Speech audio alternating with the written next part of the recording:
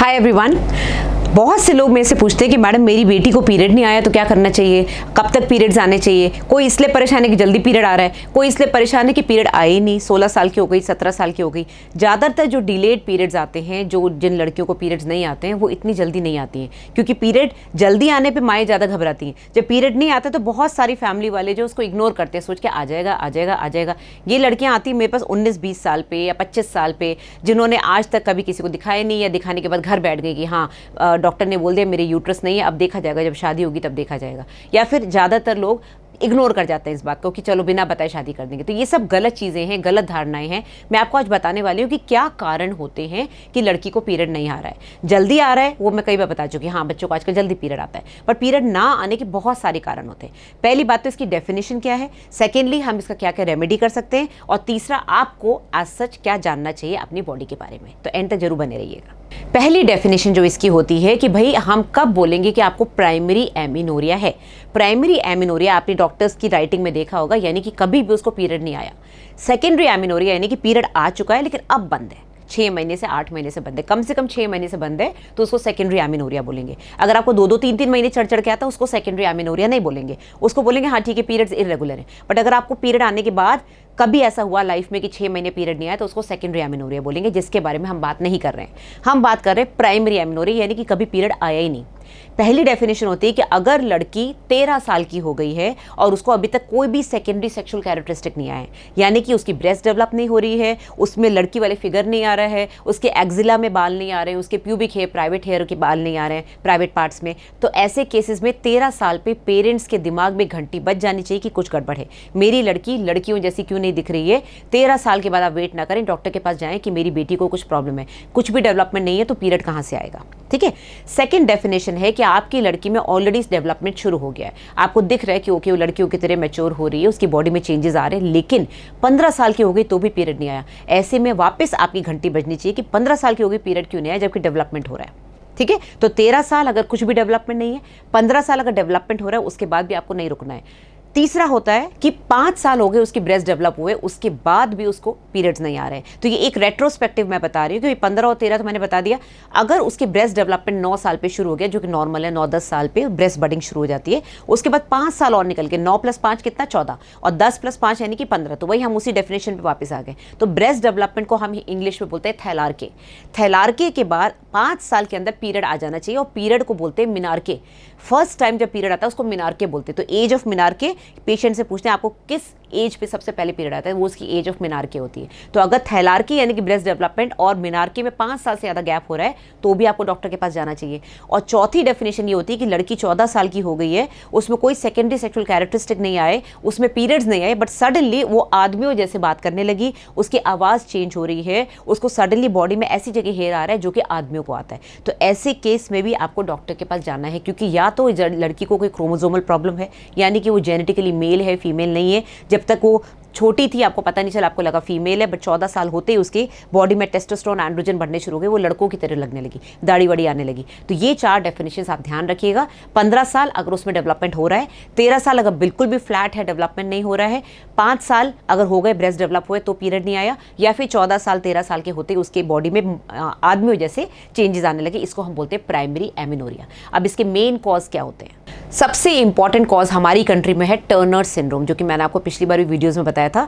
Turner syndrome यानी कि chromosomal problem है। 23 पेयर्स ऑफ क्रोमोसोम्स होते हैं सब में, 22 तो ऑटोसोमल होते हैं जो बॉडी के लिए होते हैं। सेक्स क्रोमोसोम 23rd वाला होता है, मेल में XY होता है, फीमेल में XX होता है। तो अगर किसी लड़की में डबल X की जगह सिंगल X है, एक 0 है, यानी कि X 0 है, एक X उसका मिसिंग है, उसको टर्नर सिंड्रोम बोलते हैं। ये सबसे कॉमन कॉज है प्राइमरी एमिनोरिया का। ऐसी लड़कियों में जनरली हाइट कम होती है, दिखती लड़की जैसी है, यूट्रस भी होता है लेकिन सब कुछ छोटा छोटा होता है, इतना सा यूट्रस, इतनी सी ओवरी, क्योंकि X क्रोमोसोम ठीक से काम नहीं कर रहा है। ठीक है। उसके ब्रेस्ट भी ढंग से डेवलप नहीं होते, उसके फीचर्स भी डिफरेंट होते हैं, उसके यहाँ पर वेब्स होते हैं, तो बहुत ही अलग दिखती है वो लड़की। तो सबसे इंपॉर्टेंट कॉज वो है।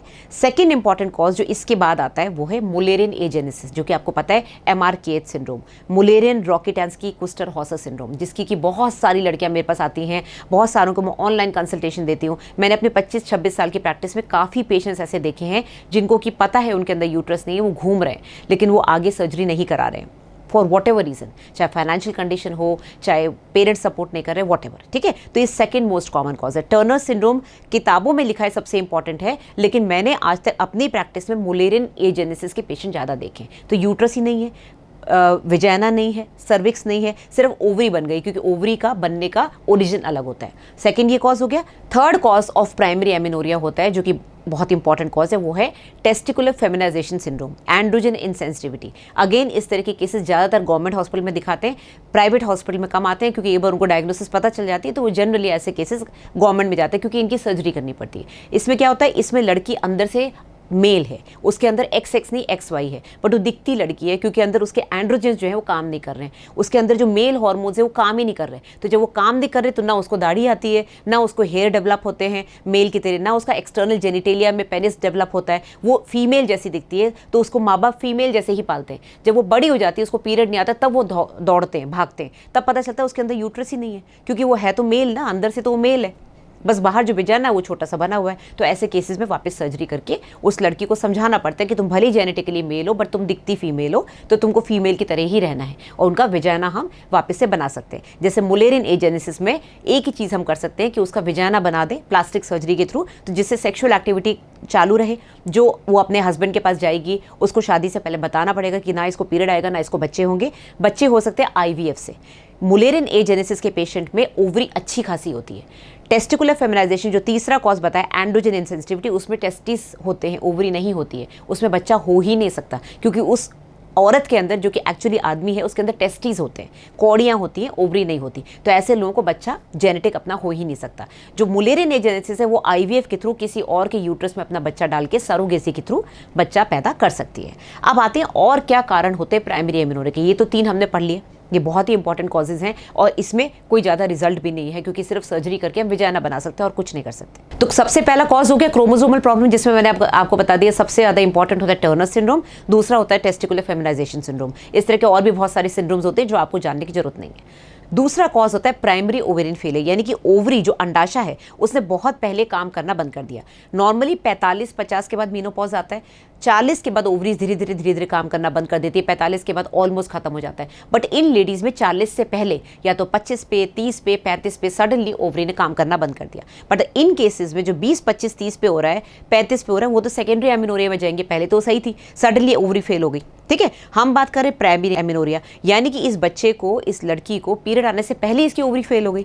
अब उसके बहुत सारे कारण हो सकते हैं, कोई रेडिएशन हो गया, उसको कैंसर की कोई ट्रीटमेंट चला जिसकी वजह से ओवरी पूरी खराब हो गई, या फिर वो ऐसी जगह रहती थी जहाँ पर केमिकल एक्सपोजर हुआ, रेडिएशन एक्सपोजर हुआ, तो उसकी ओवरी फेल हो गई, या फिर उसके अंदर कोई म्यूटेशन हो गया, कोई अंदर बाहर से कोई एनवायरनमेंट से कोई ऐसा कि एंटीजन आ गया जिसने अंदर जाके ओवरी को डिस्टर्ब कर दिया, या उस लड़की के अंदर ऑलरेडी कुछ क्रोमोसोमल प्रॉब्लम चल रही थी, कोई बीमारी चल रही थी, बहुत क्रॉनिक डायबिटिक थी, क्रॉनिक हाइपरटेंसिव थी, कोई ऐसी बीमारी जिसकी वजह से उसकी ओवरी ने काम करना बंद कर दिया। ये हो गया दूसरा कॉज। तीसरा कॉज होता है कॉन्स्टिट्यूशनल डिले, यानी कि लड़की में प्रॉब्लम कुछ नहीं है, इट इज जस्ट कि उसकी वेट लॉस हो गया है, वो ठीक से खा नहीं रही है, वीक है, एनीमिया है, उसको एनोरेक्सिया की पेशेंट है, यानी कि उसको भूख ही नहीं लगती। ऐसे केसेस में धीरे धीरे बॉडी बहुत धीरे धीरे डेवलप होती है, उसको कॉन्स्टिट्यूशनल डिले बोलते हैं। बट कॉन्स्टिट्यूशनल डिले लेडीज में कम कॉमन है, मेल्स में ज़्यादा है।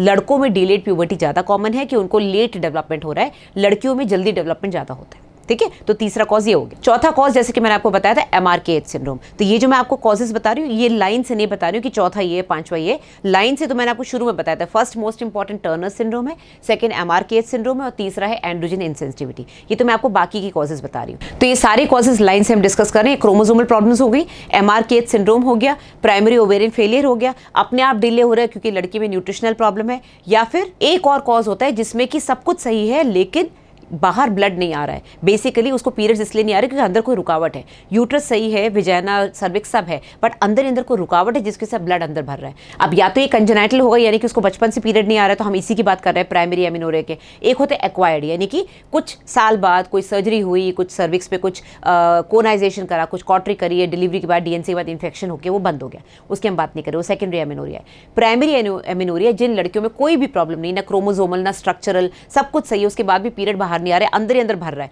उसका क्या कारण हो सकता है? या तो हाइमन उसका बिल्कुल भी इम्परफोरेट है, यानी कि हाइमन में छेद ही नहीं है। अब हाइमन का बहुत पुरानी स्टोरीज हमारी कंट्री में कि वर्जिन्स में हाइमन इंटैक्ट होता है, ऐसा कुछ नहीं है। पीरियड्स की वजह से, साइकिलिंग, स्विमिंग की वजह से हाइमन टूट जाता है, और जिनका नहीं टूटा है उसमें भी हाइमन में छेद होते हैं, जिससे पीरियड तो बाहर आता ही आता है। सेक्स के बाद, इंटरकोर्स के बाद यस वो थोड़ा सा और रप्चर हो जाता है। तो जिन लोगों के हाइमन बिल्कुल थिक टाइट होता है उसमें हमको कट लगा के हाइमन को काटना पड़ता है, या फिर कभी कभी विजाना के अंदर सेप्टम बना होता है, ट्रांसवर्स विजाइनल सेप्टम, या फिर अंदर ही अंदर कोई एक पार्ट सिकुड़ा हुआ होता है। जैसे ये यूट्रस है, ये सर्विक्स है, ये विजाना है, तो इसके बीच में कोई एक पार्ट है जो कि सिकुड़ गया है, जो कि जिसने रास्ता बंद कर दिया, तो उसको हमको सर्जिकली खोलना पड़ता है। ये तो हो गया 5वां कॉज। फिर कुछ ऐसे हार्मोनल कॉजेज हैं, जैसे फॉर एग्जांपल पीसीओडी। अब पीसीओडी कभी कभी इतना ज़्यादा होता है कि लड़की को पीरियड आ ही नहीं पाता, उसको पता ही नहीं चलता उसको पीरियड आ क्यों नहीं रहा है, ऐसा लगता है कुछ प्रॉब्लम, बट एक्चुअली उसको पीसीओडी होता है। नॉर्मली ये बाद में प्रेजेंट करता है, कुछ साल बाद पीरियड आने के बाद इरेगुलर रहता है, बट शुरू में भी कर सकता है। या फिर जुवेनाइल डायबिटीज़, बचपन से उसको डायबिटीज़ है, तो ऐसे केसेस में ओवरी फेल हो सकती है, या फिर अंदर जो पूरी मेंस्ट्रुअल साइकिल है उसमें गड़बड़ हो सकता है। या फिर बहुत ज़्यादा थायराइड है, हाइपोथायरॉइडिज्म बचपन से, ऐसे केसेस में पीरियड रुक जाता है। ये तो हो गए हार्मोनल प्रॉब्लम्स। किसी केस में बचपन से ही उसको कोई बीमारी हुई, जैसे टीबी हुआ, या फिर यूट्रस के अंदर कोई इन्फेक्शन चला गया, जिसकी वजह से जो अंदर की लाइनिंग है, एंडोमेट्रियल लाइनिंग खत्म हो गई। अब अगर एंडोमेट्रियल लाइनिंग खत्म हो गई तो कुछ भी नहीं आएगा पकड़ में। हाँ, आप उसको दवाई दोगे, उसको पीरियड नहीं आएगा, उसके हार्मोन सारे नॉर्मल आएंगे, उसकी सोनोग्राफी नॉर्मल आएगी, लड़की बिल्कुल लड़की जैसी दिखेगी, नॉर्मल होगी, बट अंदर यूट्रस के अंदर जो झड़ता है, जो झिल्ली है, वो खत्म हो चुकी है, तो टीबी की वजह से या फिर किसी और शिस्टोसोमियासिस, कोई और इन्फेक्शन हो गया यूट्रस के अंदर। कुछ दवाइयां होती हैं, जैसे कि आप स्क्रीन पे देख सकते हैं, जो ट्रैंकुलाइजर्स होते हैं, नींद की दवाइयां, या फिर ब्लड प्रेशर की दवाइयां, एंटी हाइपरटेंसिव्स,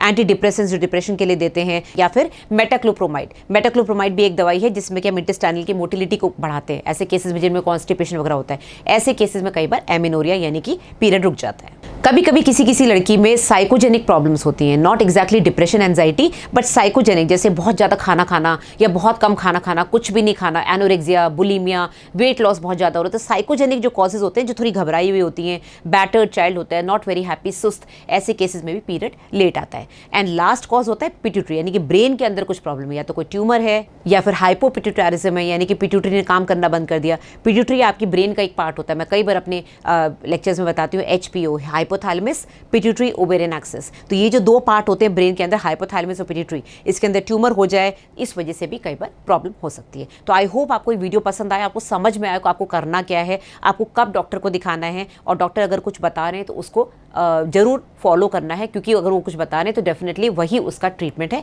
और कोई तरीका नहीं है। यूट्रस को किसी और लेडी के पेट से निकाल के आपके अंदर नहीं ट्रांसप्लांट किया जा सकता। बहुत से लोग मुझे पूछते हैं, मैडम सब कुछ तो ट्रांसप्लांट होता है, यूट्रस को नहीं ट्रांसप्लांट होता। अभी तक हम लोग इसमें सक्सेस नहीं हुए हैं, वर्ल्ड में कहीं भी ऐसा नहीं हो रहा है। ठीक है, तो वीडियो पसंद आए तो लाइक एंड शेयर करिएगा, चैनल सब्सक्राइब करिए, मेरे को मेरे सोशल मीडिया प्लेटफॉर्म से फॉलो करिए। मेरे से आप डायरेक्टली कंसल्ट कर सकते हैं कहीं भी बैठे, video call, voice call, WhatsApp पे या जूम पे, या फिर जो भी आप ऐप यूज़ करते हैं। आपको इस नंबर पर व्हाट्सएप करना है, कॉल नहीं करना है। 2 दिन के अंदर आपको अपॉइंटमेंट मिल जाएगा, वेटिंग लिस्ट रहती है, या फिर आप मेरी वेबसाइट पे जाके पेमेंट करके डायरेक्टली कंसल्ट डॉक्टर सोनल कर सकते हैं।